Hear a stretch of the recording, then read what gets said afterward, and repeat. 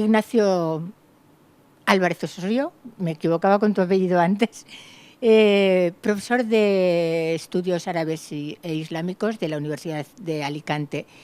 Y me comentabas hace un momento que había recibido una noticia que había muerto precisamente un soldado español en el Líbano, ¿no? Sí, en la zona sur del Líbano, según parece hoy, ha habido diferentes ataques entre Hezbollah e Israel. El resultado, ¿no?, del intercambio de fuego, parece que uno de los soldados españoles desplegado en la misión de cascos azules, FINUL, pues ha resultado muerto. Pero bueno, todavía no se ha confirmado, con lo cual quizás habrá que esperar, ¿no?, esa confirmación, ¿no? Es una zona caliente, la frontera sur del Líbano es una zona caliente porque es una zona que estuvo ocupada por Israel durante muchísimo tiempo. En el año 2000 se retiraron las tropas israelíes, después hubo un despliegue en la última guerra, en el año 2006, de un refuerzo de la misión de cascos azules de Naciones Unidas, y como consecuencia de ello España desplegó casi 1000 efectivos.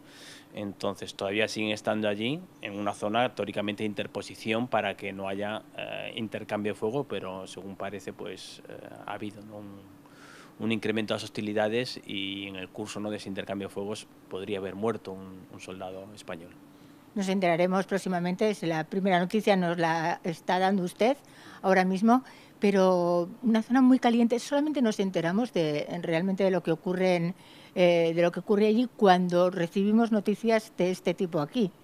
Sí, y es algo también de lo que se quejan a menudo los periodistas, ¿no?, que muchas veces, sobre todo los que son freelance, intentan vender noticias relacionadas con la sociedad, con la cultura, y esas tienen bastante menos acogida que las vinculadas a todo lo que sea político y sobre todo militar, ¿no? Entonces, las escasas noticias que nos vienen de todos estos países suelen estar vinculadas a conflictos, guerras, atentados, decapitaciones, yihadismo, con lo cual la imagen que solemos tener es precisamente un mundo en que es permanente estado de convulsión, en el cual solo hace falta que se encienda una cerilla para que todo estalle, ¿no?, que estamos prácticamente sentados bajo un barril de pólvora, cuando en realidad son sociedades muchas veces más cercanas de lo que nos parece, ¿no? Y sobre todo un país como Líbano, que también es mediterráneo, y es un país en el que muchas veces paseando a lo mejor por una calle de Beirut parece que estás paseando por una calle de París, ¿no? Entonces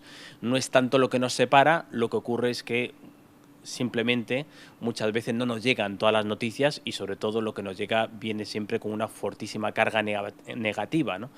Con lo cual quizás haría falta un mayor esfuerzo, ¿no?, para tratar de comprender estas sociedades, y sobre todo para entender que el abismo que nos separa no es tal. Una pregunta, antes de empezar a hablar de los conflictos reales, que es por lo que estamos aquí. Hemos decidido, después del ataque yihadista a Charlie Hebdo, que sea usted quien nos aclare ciertos puntos, pero dígame, ¿quizás a los grandes poderes del mundo se les está yendo esta provocación de las manos? Pues yo creo que se está sobredimensionando, y esto siempre queda mal decirlo, sobre todo cuando el acontecimiento está muy fresco, es muy reciente. El asesinato, no solo, no lo olvidemos, del ataque contra la sede de Charlie Hebdo, sino también un atentado antisemita contra un mercado de comida kosher, en el que también resultaron muertas 4 personas, ¿no? Entonces, tenemos que tener en cuenta que, a pesar de la grave amenaza que representa para los valores occidentales, para las libertades a las que estamos acostumbrados, este tipo de atentados son la nota habitual en muchos países árabes, ¿no? Entonces, el 99,99% de las víctimas de grupos yihadistas como Al-Qaeda o como el Estado Islámico suelen ser precisamente musulmanes, las poblaciones locales, ¿no? Hoy mismo han muerto más de 100 personas en Siria, ¿no? Entonces, están mucho más relacionados estos atentados y estas situaciones de lo que nos gusta habitualmente reconocer, ¿no? Entonces, esta violencia sistemática la vienen padeciendo en la zona desde hace mucho tiempo, ¿no? Y durante muchísimos años los países occidentales han preferido mirar hacia otro lado. Han permitido que esa situación caótica pues creciera, que en ese vacío político que hay el Estado Islámico fuera ganando fuerza, recuperando posiciones, instalándose en vastas zonas, en vastos territorios, y esto es lo que lleva a que esa situación incontrolable pues haya tenido efectos también en los países occidentales, ¿no? Porque el ISIS, que en un principio tenía una agenda sobre todo de carácter local, es decir, hacerse con el poder de vastos territorios, controlar sus recursos e instaurar en ellos un Estado Islámico regido por la Sharia, ahora también tiene en su agenda como una de las prioridades atacar a los países occidentales que han intervenido en la región, ¿no? Entonces, quizás estaría bien, ¿no?, prestar más atención a lo que está ocurriendo y, sobre todo, evitar que la situación se descontrole, que el caos crezca y que grupúsculos de estas características pues sean capaces de asentarse en el territorio, ¿no? Y yo creo que parte de la culpa es occidental, porque no han actuado cuando debían, han actuado tarde y mal, y esto es lo que implica pues que se haya hecho demasiado fuerte la bestia e incluso no se haya convertido en una amenaza regional, sino también se convierte en una amenaza global como lo es hoy en día. Lo cierto es que no entendemos muy bien el conflicto, tampoco entendemos muy bien quiénes son los culpables y tampoco sabemos quiénes son los actores. Y de ahí que vayamos a ir desglosando ahora. Pero para los que tienen esa especial predilección por simplificar y pensar, por ejemplo, pues que los musulmanes lo que pretenden es quedarse con Al-Ándalus, el conflicto se simplifica en esa frase que les diría. Yo creo que ha dado en el blanco, porque precisamente es ante un contexto extraordinariamente conflictivo, complicadísimo de entender, porque son muchísimas fuerzas, muchísimos actores, la situación sobre el terreno fluctúa, cambia, muta constantemente, pues ante esa complejidad pues muchas veces se tiende hacia lo simple, ¿no? Y lo simple es la caricatura, es decir, pues poner el árabe como el terrorista que busca reconstruir la grandeza del pasado y reconstruir Al-Ándalus, ¿no? Entonces tenemos que tener en cuenta lo primero, que los musulmanes es una de las principales religiones en todo el mundo, hay más de 1.600 millones de fieles y ahí cabe todo, caben diferentes formas de interpretar el Islam. Cabe un Islam más tolerante, más abierto, más acostumbrado a tratar con los países occidentales, y cabe un Islam pues mucho más conservador, mucho más puritano, mucho más rigorista, y cabe por supuesto también interpretaciones de un Islam pues radical, yihadista, violento, que es muchas veces el cliché fácil al que recurrimos, ¿no? Y es ese Islam yihadista el que muchas veces habla, ¿no?, de reconstruir el califato en su fase de mayor esplendor y por lo tanto controlando todos los territorios que ocupó en el pasado. Es decir, muchas veces se habla desde Al-Ándalus, ¿no?, hasta China, ¿no?, que es el punto pues máximo de su expansión, ¿no? Obviamente eso son ensoñaciones, ¿no?, de grupúsculos extraordinariamente reducidos que no comparten la mayor parte de los musulmanes, ¿no? Entonces es interesante, yo creo, y importante destacar este elemento, ¿no? Es decir, que eso es una reivindicación de grupos minúsculos que apenas tienen voz, pero en cambio hacen mucho ruido, ¿no?, porque tienen el altavoz del terrorismo, que es el que hace que sus acciones pues rápidamente son muy mediáticas, golpean el corazón de Nueva York con los atentados del 11S, golpean Madrid con los atentados de Atocha, golpean París con los atentados contra el Charlie Hebdo, y entonces pues son muy mediáticas, pero obviamente no representan, ¿no?, el conjunto de los países musulmanes y sobre todo una población que son 1.600 millones de personas. Obviamente.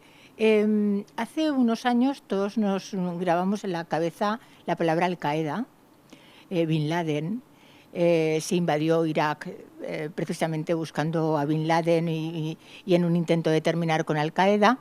Y ahora desde hace unos meses, desde hace un año, estamos oyendo la palabra Estado Islámico y no sabemos ni lo que era Al-Qaeda ni lo que es el Estado Islámico, ni siquiera si son los mismos grupos, por qué nacen o por qué no nacen. ¿Nos puede explicar esto?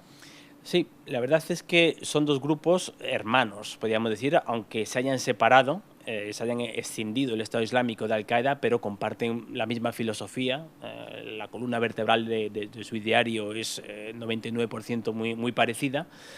Buscan establecer un califato islámico regido por la Sharia en todo territorio que conquisten, ¿no? y sobre todo la diferencia que tienen con otros grupos islamistas más moderados es que están dispuestos a emplear la violencia para alcanzarlo, y la lectura que hacen de que el yihad es uno de los mandamientos del Islam, cuando realmente no lo es, ¿no? Es decir, que es una obligación de todo musulmán hacer la yihad para defender ese ideario, ¿no? Es decir, instaurar el califato islámico, golpear al enemigo cercano, que son los regímenes árabes autoritarios que gobiernan el mundo árabe, y también golpear al enemigo lejano, que son los países occidentales que a menudo llevan políticas contrarias, ¿no?, a los intereses de estos grupos, ¿no?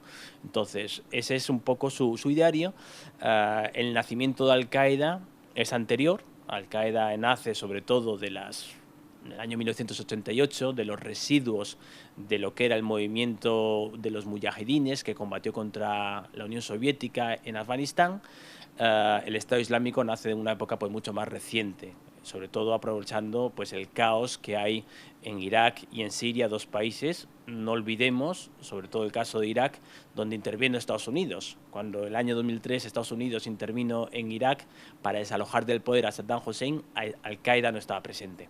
Pero es precisamente esa situación de vacío político, ese caos, esa guerra sectaria en la que se hunde el país inmediatamente después, la que crea las condiciones para que poco a poco los yihadistas vayan llegando, precisamente con el pretexto de combatir a una potencia, como ellos llaman, de cruzados occidentales que tratan de imponer otra vez su poder sobre la zona, ¿no? Entonces, es precisamente, en muchos de los casos, las intervenciones occidentales las que fomentan, ¿no?, ese tipo de fenómeno y las que favorecen que crezca como una bola de nieve. Porque no lo olvidemos, poco a poco van llegando yihadistas de todas las partes del mundo árabe, de todas partes del mundo musulmán, y ahora, como estamos viendo en Siria, también de los países occidentales. Hoy en día hay más de 3.000 yihadistas occidentales combatiendo en la fiesta del Estado Islámico, ¿no? Es decir, que crea un efecto arrastre, un imán. Precisamente muchas veces se movilizan para combatir, ¿no?, a las fuerzas occidentales con presencia en los países árabes. Al final incluso parece que dirimen sus diferencias en territorio ajeno, porque sabemos también que Estados Unidos y Rusia participan en las negociaciones de paz, pero también saldan sus cuentas ahí, ¿no? Sí. Está claro que todos los países occidentales, especialmente las expotencias coloniales y también las expotencias mundiales, o la actual superpotencia Estados Unidos, pues siempre han tenido un peso relevante en toda la zona Oriente Medio. Y lo han tenido por dos cuestiones claves, ¿no? En primer lugar, el petróleo. El petróleo, todo el mundo sabe que en la zona del Golfo Pérsico se concentran pues prácticamente la mitad de las reservas mundiales de petróleo, y por lo tanto es un dulce muy apetitoso para muchos actores internacionales y para las empresas multinacionales que explotan esos recursos, ¿no? Y esto ha provocado que en algunos sitios el petróleo tenga un fenómeno balsámico. En algunos países ha creado pues un falso clima de paz social, porque el Estado pues redistribuía los ingresos del petróleo, con lo cual era muy generoso en muchas ocasiones en países, por ejemplo, del Golfo Pérsico, como los Emiratos Árabes Unidos, como Qatar. Qatar es un país que tiene 200.000 personas. Entonces, pues tiene una grandes reservas, sobre todo gasísticas. Pero en otros casos el petróleo se ha convertido en un regalo envenenado, porque ha fomentado pues, tensiones a nivel doméstico y también injerencias externas.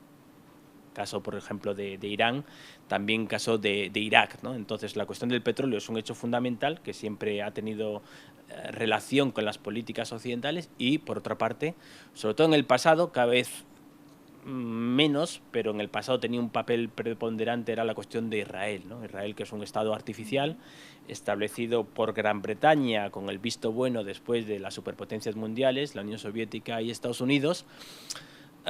Siempre ha sido un país apoyado por Estados Unidos, incluso cuando no debería haberlo apoyado, y me explico, ¿no? Porque cuando Israel nace, pues tiene un sentido a lo mejor apoyarlo, pero cuando Israel crece, se expande a costa de los derechos nacionales palestinos, conquistando sus territorios, ¿no?, de Cisjordania, Gaza, Jerusalén Este, viola sistemáticamente las resoluciones internacionales, el derecho internacional, pues entonces ahí yo creo pues que se pasa una línea en la cual pues el coste es mayor que el beneficio para Estados Unidos, porque ese apoyo constante que le ha prestado pues ha tenido un precio muy alto que pagar, ¿no? En uno de los argumentos también que emplea Al-Qaeda para atentar contra Estados Unidos es ese apoyo constante a Israel en la región, ¿no? Entonces, esas han sido quizás las dos fuerzas centrales que han pivotado en la región, ¿no? La cuestión del petróleo y la cuestión de Israel.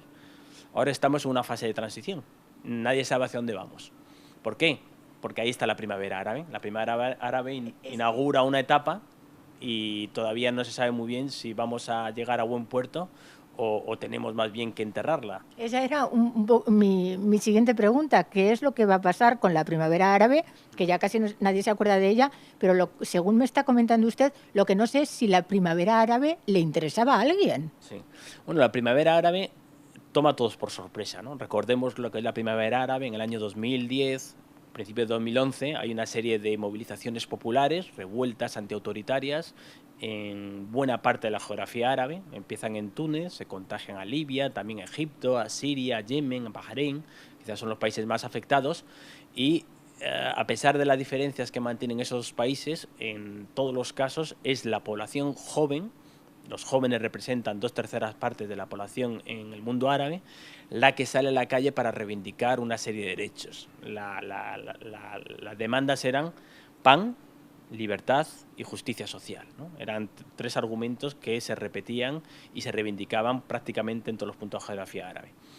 ¿Qué ocurre? Pues a partir de entonces se desata una lucha por el poder, ¿no? Los regímenes autoritarios, en algunos casos, son cuestionados, en otros casos caen las cabezas visibles, y aquí estamos hablando, por ejemplo, de Ben Ali, de Mubarak, de Saleh, pero en la mayor parte de los casos no llega a su fin la primavera árabe, se quedan truncadas, las esperanzas quedan defraudadas porque hay resistencias muy fuertes a nivel doméstico en todos estos países, sobre todo en Egipto, donde los militares revierten la situación y otra vez recuperan el poder tras desalojar a los hermanos musulmanes del gobierno, pero también hay resistencias muy fuertes en algunos países árabes y sobre todo en las petromonarquías del Golfo, que son las que más tienen que perder y son los regímenes quizás más autoritarios y menos permeables a la democratización.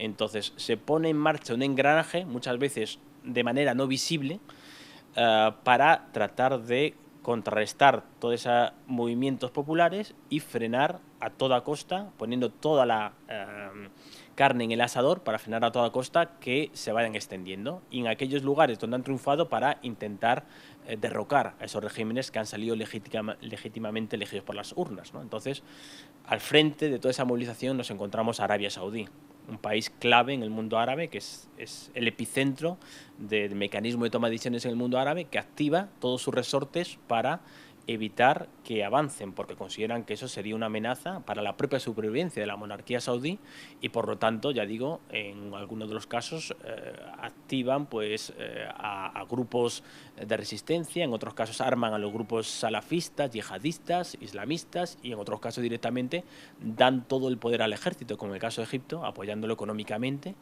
No olvidemos que tras el golpe de Estado, Arabia Saudí y Emiratos Árabes Unidos comprometen nada más y nada menos que 12.000 millones de dólares para sostener a Egipto, que está en una situación económica muy delicada, ¿no? Entonces ya digo que hay dinámicas internas, muchas veces no son superficiales, sino ocurren, ¿no?, por debajo, ¿no?, de la mesa, pero se pone en marcha todo un mecanismo para hacer que esas revoluciones fracasen. ¿Quiere decir esto que tenemos que dar por pasada la página de la primavera árabe? Yo creo que es un poco prematuro. ¿Por qué?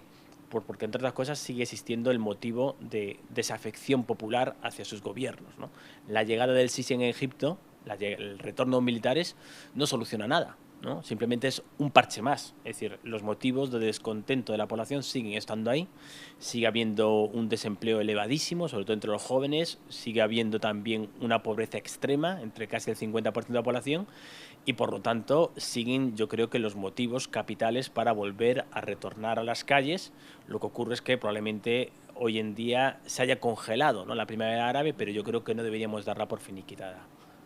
Estos movimientos y las redes sociales y la alta tecnología. Es curioso, pero me gustaría, porque sí que es verdad que los yihadistas se organizan y reclutan a través de las redes sociales y de Internet, pero la primavera árabe también surgió a través de las redes sociales. Sí que es un lugar común decir que las redes sociales, sobre todo Facebook y Twitter, tuvieron... Perdona que le interrumpa, pero mi pregunta era más profunda, casi la he dejado un poquito flotando. Me refiero a que a lo mejor la guerra también se diluya por allí. Sí, yo creo que hay dos elementos, ¿no? Es decir, sí que es cierto que las nuevas tecnologías han tenido un papel importante, ¿no?, en los cambios que se han llevado a cabo, pero muchas veces se ha sobredimensionado. Pongamos un ejemplo, el caso de Egipto. En el caso de Egipto, al mismo tiempo que hubo una movilización digital, también hubo una movilización popular y sindical. Lo que ocurre es que muchas veces no se pone el foco sobre este aspecto, ¿no? Los principales sindicatos independientes, en los momentos cruciales de la revolución egipcia, hace 4 años, en el año 2011, paralizaron completamente el país. Llamaron a una huelga general que fue ampliamente seguida y durante 4 o 5 días paralizaron toda la producción industrial del país y, por lo tanto, esto fue lo que de alguna manera aceleró, ¿no?, los cambios y las transformaciones y sobre todo la caída de Mubarak, ¿no? Claro, hablar de los sindicatos en el siglo XXI a lo mejor no vende tanto como hablar de Twitter, de la revolución del Facebook, pero sí que es cierto que deberíamos también destacar la relevancia de estos mecanismos más tradicionales, ¿no? Lo que sí que es cierto es que hoy en día ha ganado protagonismo porque muchas veces la movilización, la captación sobre todo de yihadistas se hace a través de las nuevas tecnologías, ¿no? Entonces, Al-Qaeda ya dijo, ¿no?, que el 50% de la yihad era la ciberyihad, ¿no? Es decir, el 50% del esfuerzo que tenía que hacer era a través de Facebook, de Twitter, de las páginas web, de sus portales, de sus canales de televisión, porque era la única manera de acercarse, a llevar su mensaje al conjunto de los musulmanes y después también captar a eventuales yihadistas, ¿no? Y esto, sin duda alguna, sabe bien el Estado Islámico, que precisamente la mayor parte de los yihadistas que capta, sobre todo en los países occidentales, en los países islámicos, en los países árabes, es precisamente a través de esas nuevas tecnologías, ¿no? Ya no está la fórmula tradicional, que es la mezquita, el imán más radical, que poco a poco iba acercando, sino que buena parte de estas personas ya las capta directamente a través de las redes. Antes me comentaba que había tenido la primavera árabe muchísima oposición desde dentro, desde los grupos e incluso el poder desde dentro de los países, pero también me gustaría hacer hincapié en la facilidad que tenemos los occidentales a la hora de apoyar a estas monarquías que no son precisamente muy democráticas. Sí. La última imagen impactante en este aspecto la hemos tenido nuestro rey Felipe VI asistiendo al funeral del rey de Arabia Saudita fallecido, y no es una imagen muy democrática, ¿no? Efectivamente, ¿no? Yo creo que los países occidentales, la Unión Europea en concreto, tiene 3 prioridades en el mundo árabe, que es una de ellas la estabilidad, es decir, garantizar a toda costa la estabilidad, aunque eso signifique en muchos de los casos apoyar a gobiernos autoritarios, represivos, antidemocráticos, en los cuales se violan sistemáticamente los derechos humanos más elementales y se persiguen las libertades públicas, ¿no? Entonces, esto es una pauta, la estabilidad. La otra de ellas es los recursos energéticos, el petróleo, el gas. Países como España son 99% dependientes, por lo tanto les conviene tener unas relaciones cordiales con sus máximos socios, en concreto en España, Argelia, Libia y los países del Golfo, ¿no? Y eso explica muchas de las actitudes, ¿no?, mantenidas tras la muerte de Abdallah. Y por último, la tercera prioridad de la Unión Europea y de países como España es precisamente el control migratorio, ¿no? Y eso implica que tienes que tener unas relaciones de cooperación con Marruecos, ¿no? Y eso implica también que no te puedes pronunciar en temas delicados como es, por ejemplo, la cuestión saharaui. Es decir, un intercambio. Yo no hablo de ciertas cosas, en cambio tú no hablas de ciertas cosas. Entonces es un intercambio recíproco de mutuo interés, pero también es un matrimonio de conveniencia, porque está claro, ¿no?, que los valores teóricamente de las sociedades occidentales no coinciden ni mucho menos con los valores de un país como Arabia Saudí, que no lo olvidemos es el principal socio, ¿no?, de Occidente, el principal socio de Estados Unidos y el principal socio, por ejemplo, de Unión Europea. Grandes empresas españolas hacen pingües negocios en los países del Golfo y no están, obviamente, dispuestos, ¿no?, a criticar sus prácticas habituales como la segregación de sexos, que la marginación de la mujer, la tortura sistemática que se practica en sus cárceles, la ejecución, la pena capital. Los dos últimos años, por ejemplo, en Arabia Saudí han sido ejecutados 150 personas. 150 personas. También pues la cuestión de la educación, ¿no? Entonces, cómo tratan, ¿no?, a los migrantes, a la población inmigrante. En muchos de los casos nos encontramos pues que hay mucha población procedente de países del extremo asiático, sin apenas derechos, que se les retienen los pasaportes con unos sueldos completamente irrisorios, jornadas laborales de 12 a 14 horas. Todo esto lo ha denunciado Amnistía Internacional, Human Rights Watch, pero nosotros, ya digo, preferimos mirar hacia otro lado. ¿Por qué? Porque son nuestros amigos y obviamente eso implica que no podemos hacer una serie de críticas, ¿no?, que no las puede hacer el gobierno, pero sí que los académicos nos podemos permitir este lujo y yo creo que es nuestra responsabilidad hacerlo.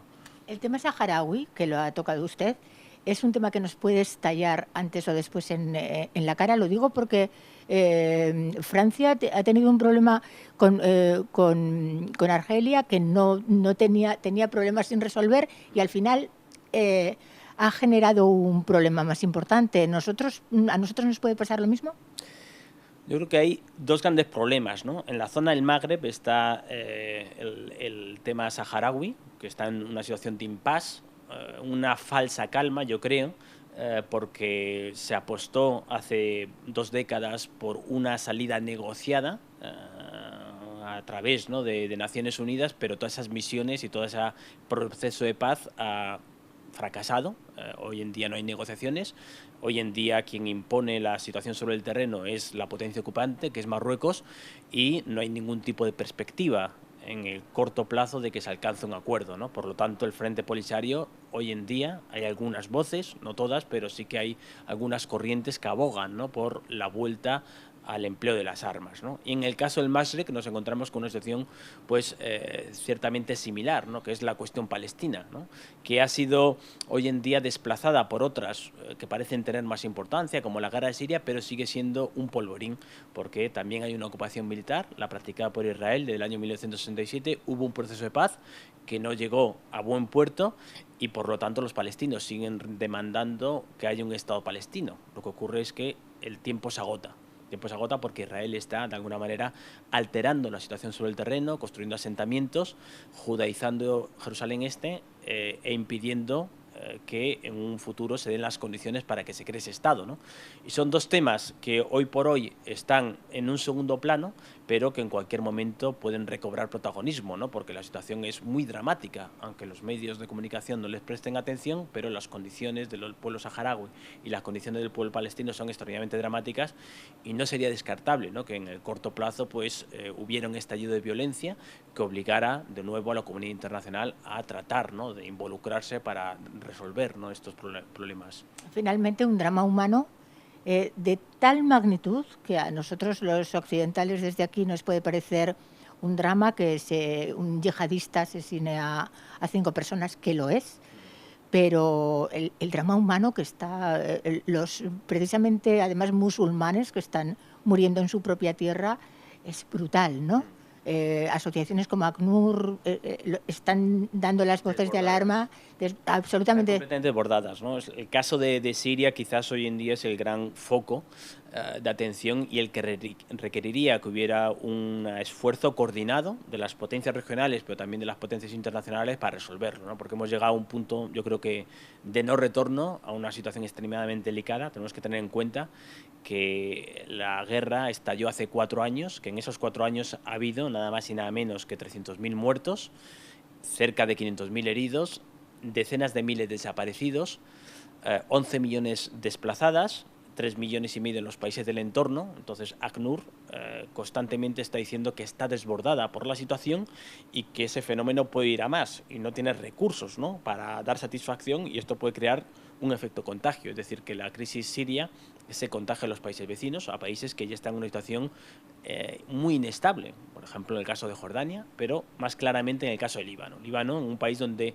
en muy poco tiempo ha recibido a 1.200.000 refugiados y que está a punto, ¿no?, de todos sus servicios sociales, sanitarios, educativos colapsarse, ¿no? Entonces, yo creo que precisamente ese drama, ¿no?, que se está viviendo y que también poco a poco está llegando a la Unión Europea con la llegada de población siria, ¿no?, que intenta alcanzar las costas de Europa, pues es el que hoy por hoy necesita un esfuerzo que no solo sea de carácter contraterrorista, es decir, que no solo vaya destinado a frenar el avance del ISIS, a contenerlo, sino obviamente que imponga a las partes en conflictos una solución, y una solución obviamente que yo creo que no pasa por el mantenimiento de Bashar al-Assad, el presidente actual en el poder, porque sin duda alguna si tenemos que señalar a un responsable de que hayamos llegado a este punto de no retorno, precisamente es el presidente, ¿no?, que yo creo que está totalmente... Al que, perdón que te interrumpa, se le recibe en todos los sitios, en todos Bueno, los no se despachos. le recibe, pero sí que yo creo que gradualmente ha conseguido calar esa idea de que poco a poco no forma parte ya del problema, sino que forma parte de la solución y que por lo tanto hay que rehabilitarle, porque en esa coyuntura de o el ISIS o el régimen sirio, pues casi prefiero confiar en el régimen sirio, ya digo, aunque tenga las manos manchadas de sangre, lo cual yo creo que es una extraordinaria equivocación, una más de las que ha cometido en los últimos 4 años Occidente, y que es el que explica la situación actual, ¿no?, porque la situación actual no se puede comprender sin esa inacción que ha tenido Occidente en el curso de los 4 años, y como hemos visto en Francia y como probablemente veremos en otros países, pues hoy en día estamos pagando esas consecuencias de esa inacción. Y con todo este panorama, yo ahora estoy pensando en los ministros de Interior de los países europeos, que se les llena la boca contándonos que lo que hay que controlar, más presupuestos para controlar los flujos migratorios. ¿De qué nos están hablando? ¿Cómo se puede controlar un flujo migratorio con la que hay armada ahí y que corre el peligro de armarse mucha más? ¿Cómo vas a evitar que toda esa gente necesite huir de esa situación? Bueno, hay un refrán que dice: en aguas revueltas, ganancia de pescadores, y yo creo que está claro, ¿no?, que los ministros de Interior, también los ministros de Defensa, están intentando impulsar una agenda restrictiva a nivel de derechos, ¿no?, y de libertades, que ya estaba planificada de mucho tiempo atrás, pero ahora consideran que ha llegado la coyuntura necesaria para aplicar estas medidas y que de alguna manera las poblaciones europeas están lo suficientemente anestesiadas por este tipo de fenómenos para aceptarlas, ¿no?, sin elevar la voz, ¿no? Y yo creo que sin duda alguna sería una gran equivocación, ¿no?, porque lo que está claro es que un fenómeno como este no solo se combate, ¿no?, con medidas antiterroristas, sino que también implica un mayor diálogo intercultural, un mayor acercamiento y sobre todo impedir que los problemas que padece la región no hagan metástasis, porque ahí ya es muy difícil solucionarlos, ¿no?, intentar involucrarse antes de que llegamos a esa situación de no retorno, ¿no? Entonces, obviamente, hay que actuar antes de que sea demasiado tarde, y no vale, ¿no?, simplemente con medidas antiterroristas de muy dudosa constitucionalidad en muchos de los casos, y que más que combatir el fenómeno, lo que están enfocadas es a combatir, ¿no?, a todas esas voces críticas que surgen, ¿no?, ante el estado de la situación en los países occidentales. Vamos a centrarnos, para ir terminando, vamos a centrarnos en un fenómeno que sí que parece que es más nuevo, que es el de los grupos yihadistas, las células yihadistas que están en los mismos países donde atacan. Y esto sí que parece que es un fenómeno nuevo, ¿no? Sí. Y que además va más. Esto provoca una inseguridad ciudadana ya dentro del continente europeo, fuera de serie, porque dices, bueno, están aquí. Sí. Bueno, es un fenómeno relativamente nuevo, ¿eh? ¿Por qué? Pues porque en el curso de los últimos 4 años de la guerra siria, muchos países occidentales han venido exportando yihadistas occidentales hacia el mundo árabe para combatir en los territorios donde tiene implantación o Qaeda o el Estado Islámico. Estoy hablando, por supuesto, de Yemen, también de Siria e Irak. Quizás el Sahel en menor medida, pero sobre todo en esos 3 primeros países que he mencionado antes, ¿no? ¿Qué ocurre?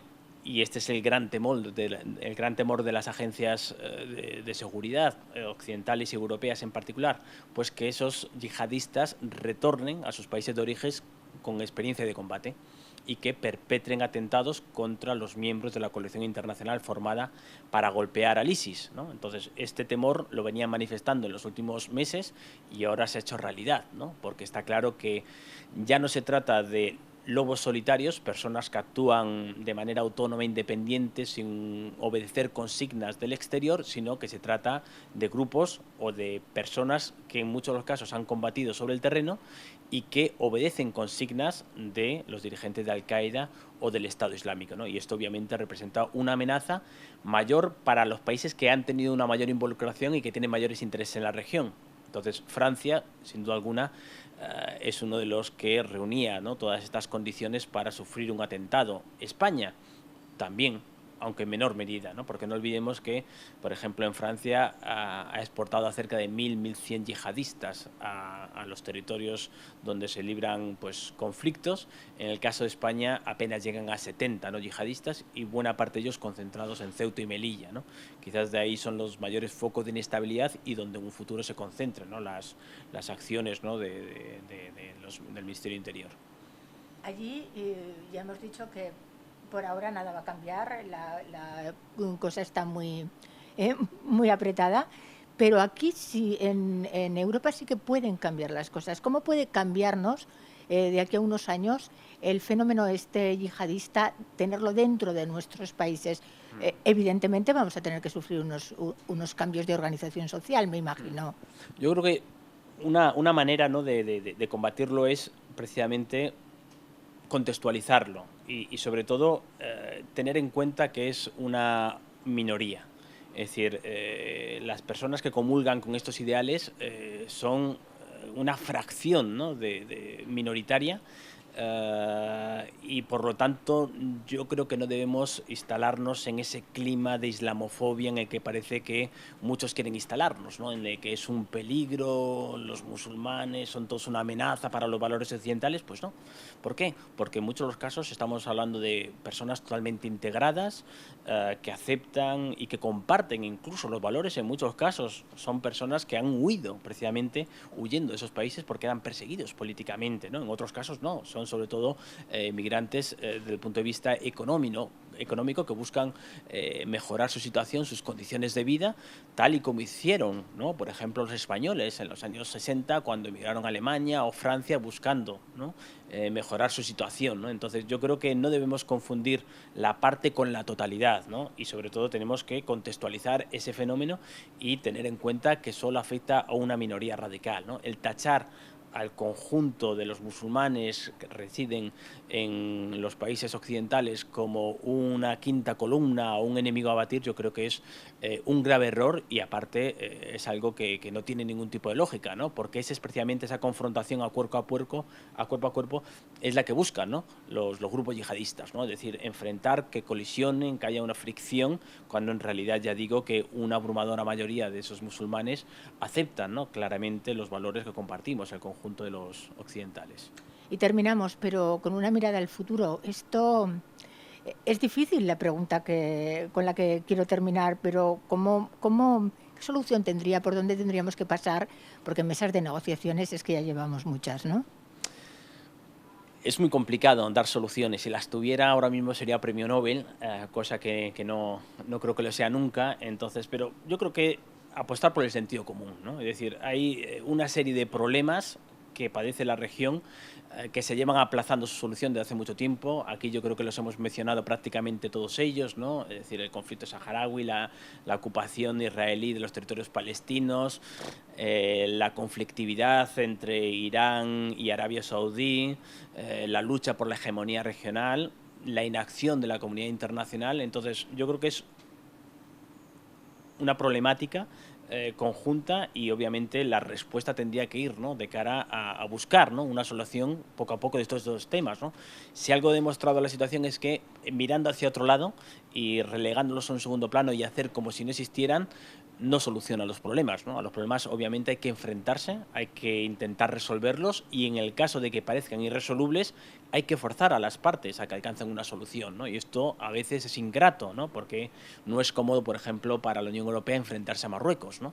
O no es cómodo para la Unión Europea o para Estados Unidos enfrentarse a Israel, ¿no? Pero lo que está claro es que no se puede, o no es cómodo tampoco, enfrentarse a Arabia Saudí y a esa agenda también que tiene de promocionar, de financiar, de apoyar a los grupos salafistas, los grupos yihadistas, los grupos islamistas, ¿no? Pero está claro que mirando hacia otro lado como si el problema no existiera no es la mejor manera de solucionar el problema, ¿no? Entonces sabemos 5, 6, 7 focos donde hay que concentrar nuestra atención y obviamente pues hay que decidirse, ¿no? A actuar de una manera enérgica si es necesario, pero la inacción no ayuda, ¿no? A resolver los problemas no se resuelven por sí solos. Profesor Álvarez Osorio, pues muchísimas gracias por sacarnos de muchísimas dudas que teníamos precisamente surgidas a través de ese atentado que conmocionó a Europa hace un tiempo. Muchas gracias. Un placer, ha sido un placer estar con vosotros.